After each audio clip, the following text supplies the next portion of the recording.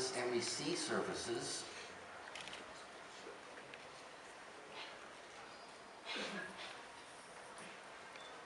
And let's say this side is matter,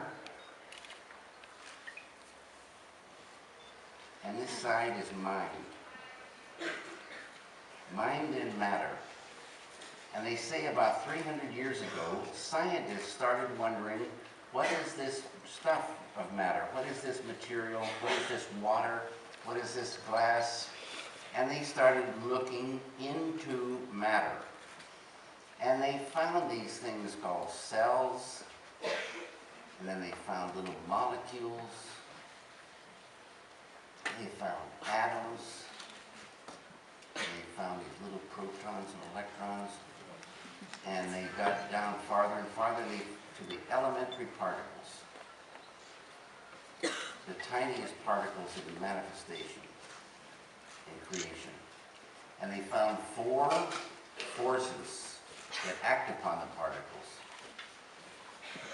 And on a deeper level, they saw, whoa, these 4 forces are now 3. And on a deeper level, they saw those 3 become 2. And in the 1970s or early 80s, modern quantum physics discovered the unified field. The unity of all the particles and all the forces of creation. And this unified field is no thing. But the scientists saw that all things come from this field of no thing, this field of unity. And this field of unified field is unmanifest. No manifestation is there, but all manifestation arises from this field. Ancient Vedic science has always and forever known about this field. And they say it is that unbounded ocean of consciousness. Unbounded, eternal, infinite, immortal, immutable consciousness. That field that never had a beginning, it is and it will be forever. And this field of consciousness, this consciousness, as I told you, has these all positive qualities. Intelligence, creativity, happiness, love, energy, and peace. Now these scientists that discovered this, they discovered it through theorems and equations and whatever. They don't get to experience it. They know it's there. But any one of them or any one of us could get this technique of transcendental meditation as taught by Maharishi Mahesh Yogi. And transcendental meditation is a mental technique, an ancient form of meditation brought back for this time. And in transcendental meditation, you get a mantra. A mantra is a very specific sound, vibration, thought. And the mantra you get in transcendental meditation is so beautiful because it turns our awareness from out 180 degrees to within.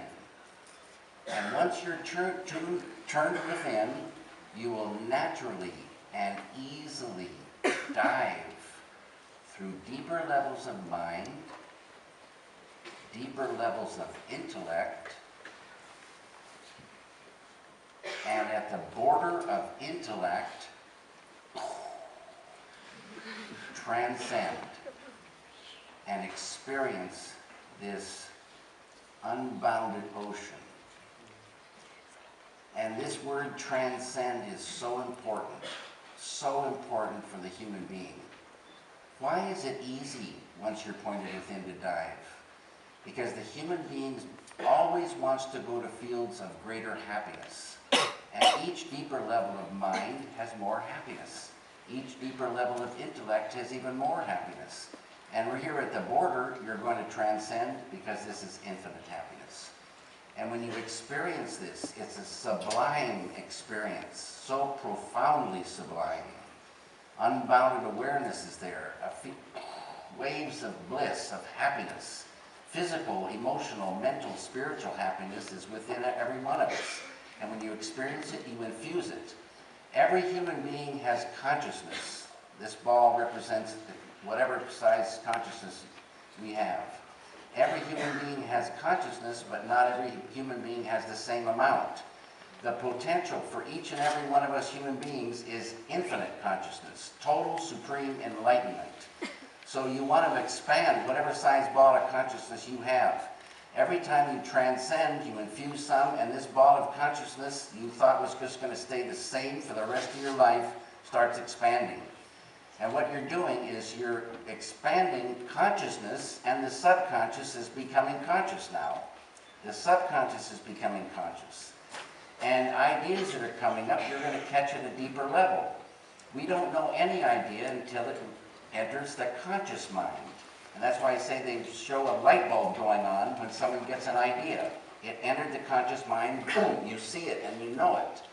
But if you can expand this more and more, and you're expanding these all positive qualities. So that's why I say no I bandha or bandha. This is no I bandha, and this is bandha. The two things together. And it's all really one. It's all really one, but you can appreciate both. And when you expand this consciousness, there's a side effect, and it's a beautiful side effect. Negativity, can you see that? Negativity begins to recede. Such a beautiful thing. The heavy weight of negativity that we live under starts lifting. Not overnight, but in time, more and more and more. So you see things like stress, and people are suffering with stress. Little kids are suffering with stress. Traumatic stress. People are really, lots of us human beings are suffering with traumatic stress. And they get pharmaceutical drugs, they drink, they take drugs, and it just covers the problem. It doesn't get rid of it. Anxieties. We all got a lot of anxieties and worries and tension. We got sorrow, depression. We got hate, anger, rage, fear. These things in the field, in the home of negativity start to lift away. And it's a very, very beautiful thing for, living life. The things outside that used to stress you don't have the same power to stress you so much. The boss that used to give you so much trouble, he starts looking more and more like a brother. And pretty soon, you've got your arm around your boss and you're saying, let's get a cup of coffee. And it goes, and he starts feeling better about the whole thing. It's a beautiful, beautiful thing. And in transcending, expanding consciousness, you're unfolding your full potential as a human being, as I said, called enlightenment. And it's every human being's birthright to one day enjoy supreme enlightenment, which is total fulfillment, total liberation, a state described as more than the most. And on the way to enlightenment, life gets better and better and better. So that's my little comment.